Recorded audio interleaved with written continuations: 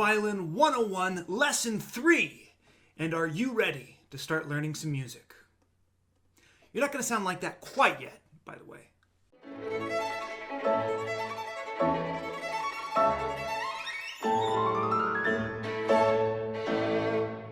Hello everybody, it is Tobias Murphy for Murphy Music Academy, and today's the day that we finally get to take all of the things you've been practicing over the past 2 lessons, all of those little seemingly insignificant simplistic movements, you finally get to put them to good use, to do what you always wanted to do, the whole reason you started playing violin, which is of course to learn Twinkle, Twinkle, Little Star.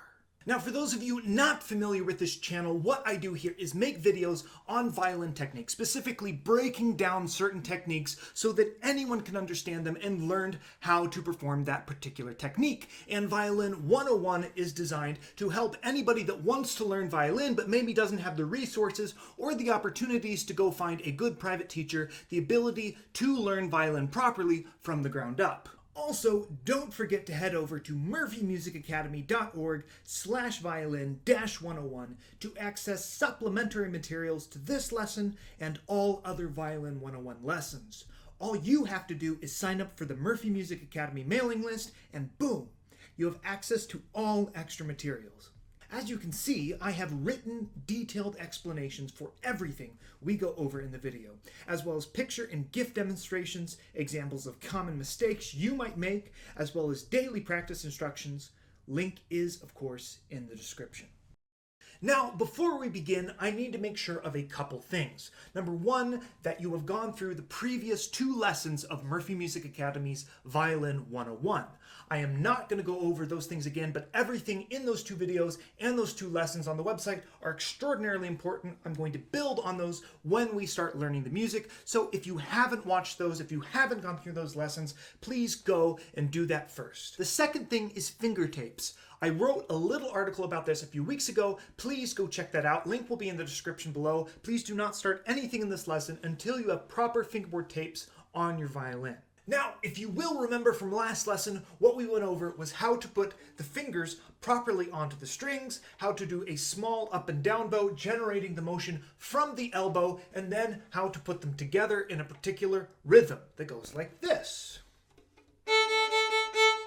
Now, we're not actually going to stray too far from those sequence of exercises, except now we're going to put them in a specific order that plays a piece of music, and you're going to have to start playing on the E string, where we did everything on the A string last time. So first, I want you to practice rolling from the A to the E string. So you can just practice making sure your levels, keeping your arm exactly in this nice square pattern here, and you're going to do a tiny bit of motion from your shoulder joint this way. It's just a little bit. It's actually very small.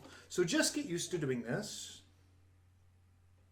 And once you get comfortable with that, feeling your way going from A to E string, then you want to start doing the rhythm pattern on each of those strings. So you're going to go and then rock over and rock back.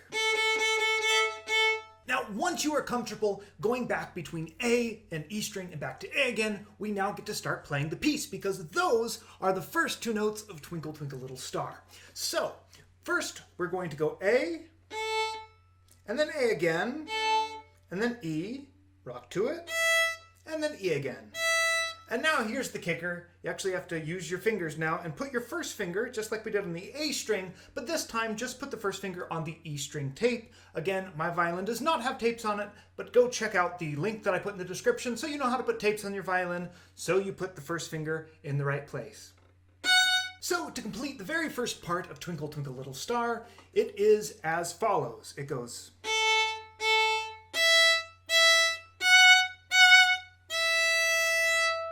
Now, I am doing this from the standpoint of those who cannot read music. Obviously, if you can read music already, you're going to have a little bit of an easier time. You can go pick up Suzuki Book Volume 1 and go look at the music, and you'll see all of this stuff that I'm going to teach in there. But for now, if you don't read music, that's not something you have to learn first before you start learning some simple violin pieces. We will get into music reading later in the series, but for right now, do not worry about it. Now for the next section, we have to go back to the A string, except this time we're going to start on the third finger. Now, if you will remember from lesson 2, we did this little pattern where we went in sequence A, then first finger, then second finger, and then third finger. But now you have to get to the third finger from basically nothing, from the open E string. And you also have to do a string crossing to boot. So here's the best way to segment this so you'll learn to do it properly and to do it cleanly. So you finish playing your E.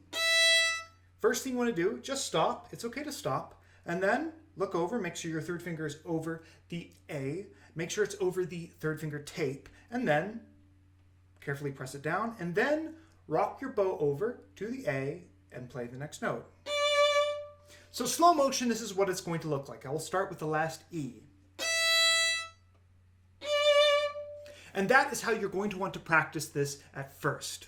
Moving on, assuming that you have now done the place 3 rock to the E step, we're going to continue on in the sequence of notes, which follows as such.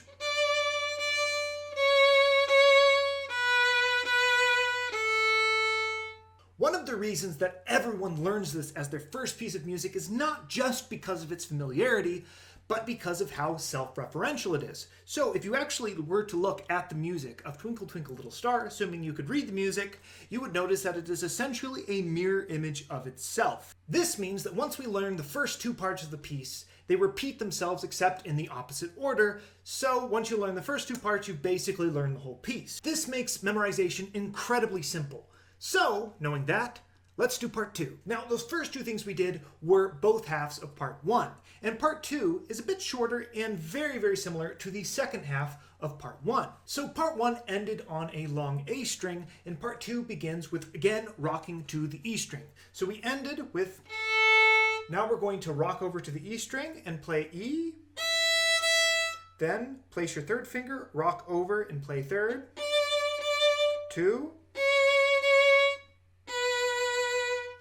And then you repeat that again.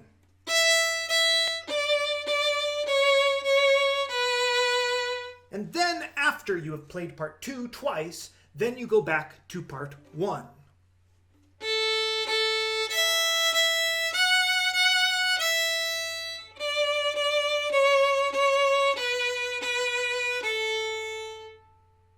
Simple. Now, before I wrap up by playing through the whole thing with a diagram on the screen showing you exactly where I am in each part, I need to go over a few things. Now, first thing I want to cover is that when you watch me doing some of the previous examples, you're going to notice that I like to use vibrato. Now, I do think it sounds better. Some teachers like to demonstrate to their younger students or their earlier students without using vibrato. I think it's nice because I think you should always try to play as beautifully as you can. But however, if you are seriously watching a video on how to play Twinkle Twinkle Little Star for the first time, for the love of all that is holy, do not try and do vibrato.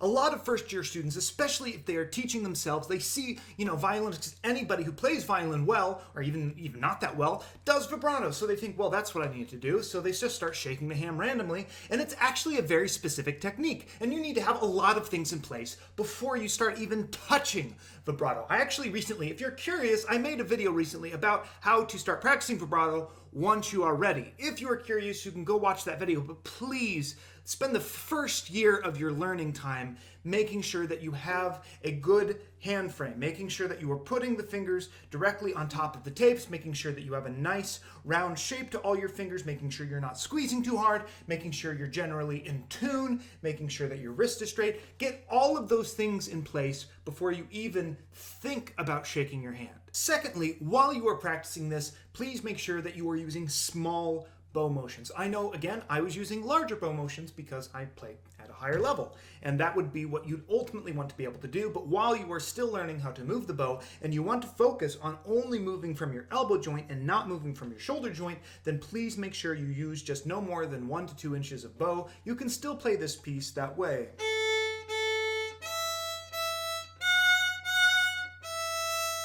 The reason I want you to play this way at first is because this is probably, especially with no other teacher around to guide you there, and you're learning from a video on the internet, this is probably the best way for you to learn how to control this movement and not get any other movements in the way. As we go on, I will introduce exercises that allow you to learn how to use the full bow. We already did a preliminary exercise. If you go to the website in the Violin 101 Lesson 2, at the very end there's a preliminary exercise on to start using long bows, but at the beginning, this is the best way to start learning how to have this motion under control. Now lastly, there were a couple places when we went through this whole piece that I asked you to stop and do a bunch of sequences of movements before you started playing the next note. Most notably when you moved from E string to third finger on A string. So I said to play the E, place the third finger, rock over to the A, and then play the third finger. So eventually, of course, you're going to want to get that to this.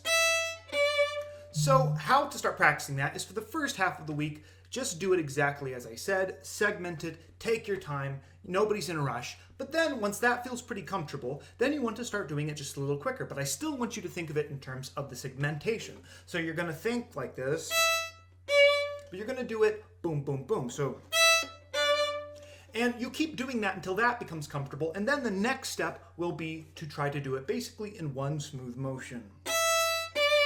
Also, some of you are going to notice that your left hand does not coordinate with the movement of your bow arm. You're going to either be late or early one way or the other, and you're going to hear this.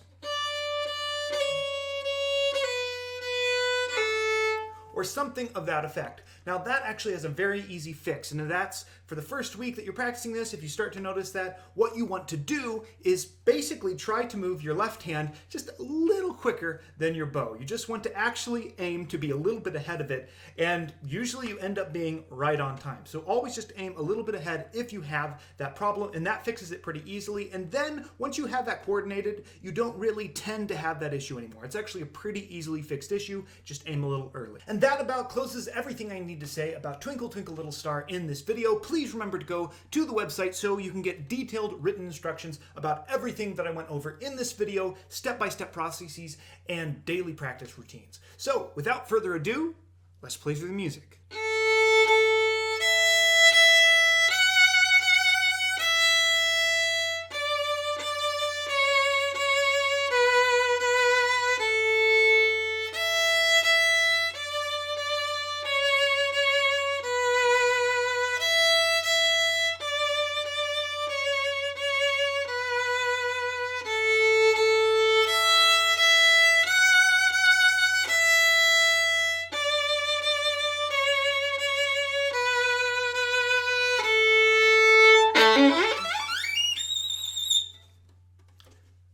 Bit's optional. And that is it for today's lesson. Thank you so much for watching, and please remember to go over to the Violin 101 website, click on this particular lesson, sign up for the mailing list so you can get access to it, because the written lesson on the website and the videos are meant to go together. There's going to be stuff in one that's not going to be in the other. They are meant to complement each other. So please make sure, if you want to learn how to play the violin properly as you can without a private teacher, then please make sure you go check that out.